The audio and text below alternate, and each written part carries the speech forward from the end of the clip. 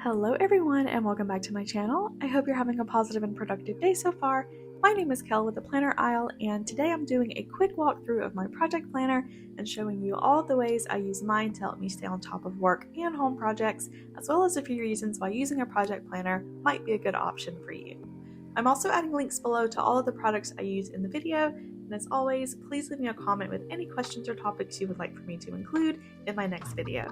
Without further ado, let's hop in.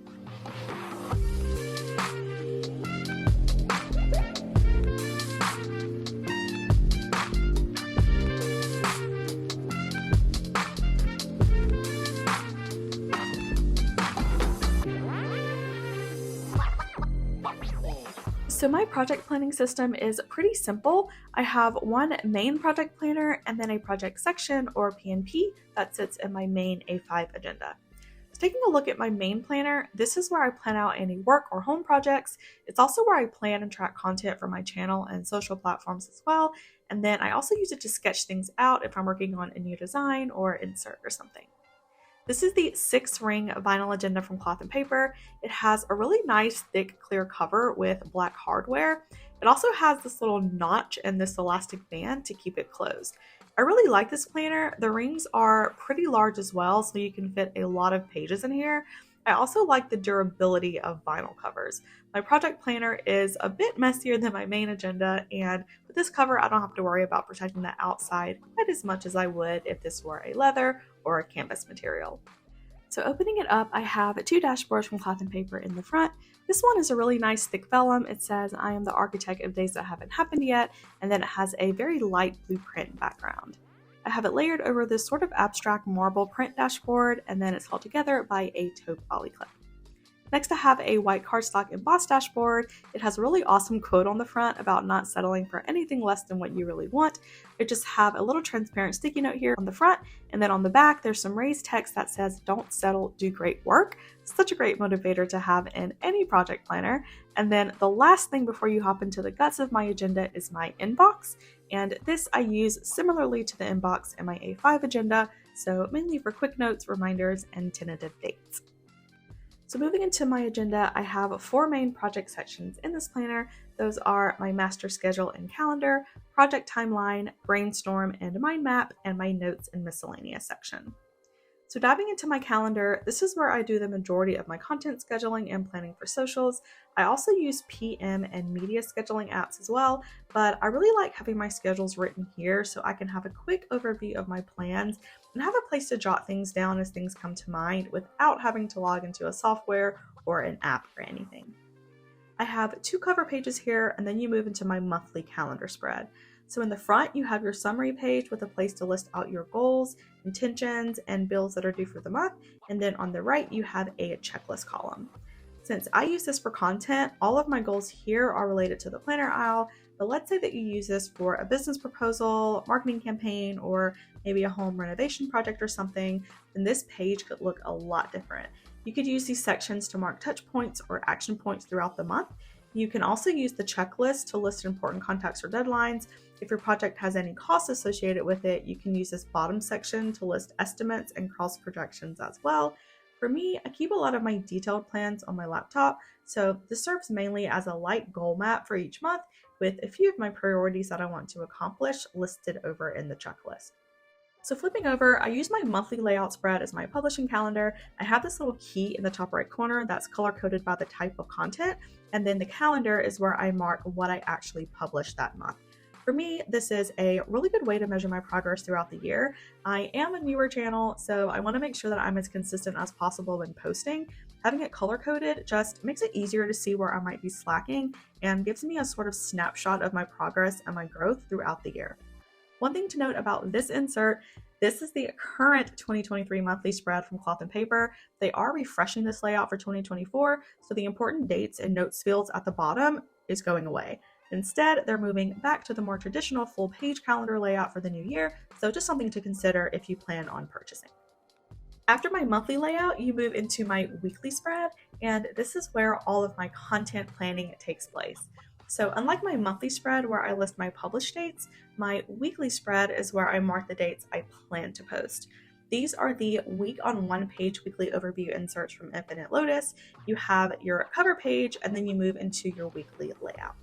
So here you have your days of the week stacked on the left-hand side of your page, and then on the right-hand side, you have a section for your priorities, a section for your to-dos, and then at the very bottom, you have a place for any notes or memos. This is my first year using this layout style, and although I typically like more horizontal space in my daily blocks, this style works really well for planning content. You can fit a lot of different information here without it looking too cluttered, and having your task column next to your daily schedule makes it so much easier to plan your days according to whatever task or priority you're focusing on that week without having to flip to another page.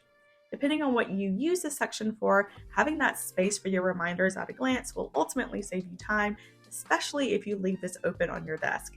The other great thing about condensed layouts is that you can fit a whole year's worth of inserts in here, which is always a good option if you like to pre-plan or reference prior months. They also come in handy if your planner has smaller rings or if you write in a bullet or list style format. So I use the same color coding system here that I use on my monthly spread. I have my key written on this little sticky note here, and then I keep it on this today dashboard to mark the current week. So moving on, my second section is where I keep my project breakdowns and timelines, and I use this section mainly for long form video outlines and recurring work tasks. So first I just have a simple cover page, and then you move into my project list. I use a couple of different inserts in this section. The first are these from the Cloth and Paper Creative Planning Bundle, and this is what I use to map out the flow of my YouTube videos. So in the top section, I'll put the tentative title and target publish date. The graph section is where I'll kind of map out chapters and make notes on anything that might change the general direction of the video. And then the idea area at the bottom is where I'll list additional items that I might want to include in the video. So most times this is any pop-up text, music, links to other videos, or sometimes I'll put B-roll content here as well. The thing I love about these is that you can sort of block off your section or focus area. Again, it just helps visualize it better without the need to read through a bunch of text to find what you're looking for. The second insert I use in this planner is the project timeline insert. So here you have your date field at the very top, and then a nice sized dot grid section followed by a blank line section, and then a checklist on the right. And then on the back, you have your project timeline. So this is the insert that I use for my work projects, especially performance reviews, and I do have this blurred out for confidentiality purposes. So the firm where I work has quarterly performance review cycles, and because I manage a pretty large team, it's really important that I spread out my weekly tasks, meetings, outreach, and other individual projects at designated spots throughout each quarter, so I don't end up completely swamped at the end of a cycle. That's one of the things that I love about this insert. You can really map out your project from beginning to end and check off things as you progress. This would be a great option if you're working on anything that's recurring throughout the year, or if you're working on a linear project that has defined checkpoints.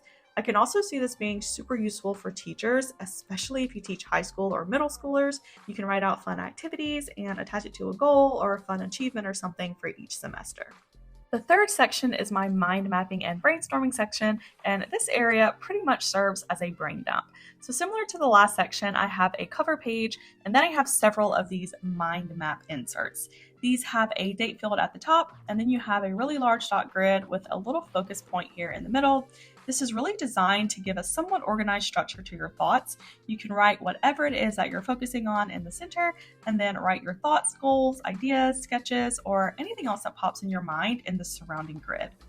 On the back, you have a summary section at the top where you can list what ideas you want to act on, and then a research area at the bottom that you can use as a follow-up or note section. There's not really a rhyme or reason to this insert. You can practically use it however you want. I use this a lot when I'm planning an event or if I'm designing and need to just write down words or phrases that pop in my head. One of my interns used this as an outline for essays and reports, and she used the research field to list source material. I also had one of my colleagues tell me that these worked really well as a client engagement tool to help map out his speaking points and highlights in a department meeting. My last section is my notes, miscellaneous, and catch-all section, and this I use for note-taking, color swatching, sketching, and pen tests. I have a dashboard in the front here, and then first I have a few notes pages with various things here. Then I have a color palette sheet for my dot markers. This I use to match up colors for any flyers that I'm creating for work. I like that with this insert, you can group types of colors together in case you have a certain theme that you're going for. After that, I just have some blank graph note paper. This is a printable from Simple and Trendy Co, and I use this a lot for reference material. So for example, I have a list of my favorite fonts, music for socials, contacts for work, and a lot of other random but important things. And then the last thing in this planner is this black and gray dashboard from Cloth and Paper, and then a page lifter from Boy and Hun to keep everything neat and tidy. So again, this is the bulk of my project planning system. I do want to hop over really quick to my main agenda and show you my project section here. So this is mainly just an overview of anything that I'm currently working on. So right now I have a lot of stuff in here pertaining to my website launch, inserts, and then end of year stuff for work. So a lot of notes on fiscal year 24 plans and goals and things to cover in my team meetings. This is also where I'll write questions throughout the month that I get from my team or from leadership that I need to further research or chat with my co-managers about. I also use this area to brainstorm thoughts and ideas for networking days and volunteer events. Because I do use this planner to house everything, I don't have a lot of space to track everything I'm working on, so keeping this section limited to current projects helps me quickly access the items of highest priority throughout my day. And that is it, you guys. Thank you so much for watching. I hope that you found this video helpful. If you did, please hit the like button and subscribe. It would help my channel out a lot. Also, don't forget to follow me on Instagram for more planner tips, inspo, and freebies. Sending positive vibes your way. Until next time, y'all have a wonderful rest of your day.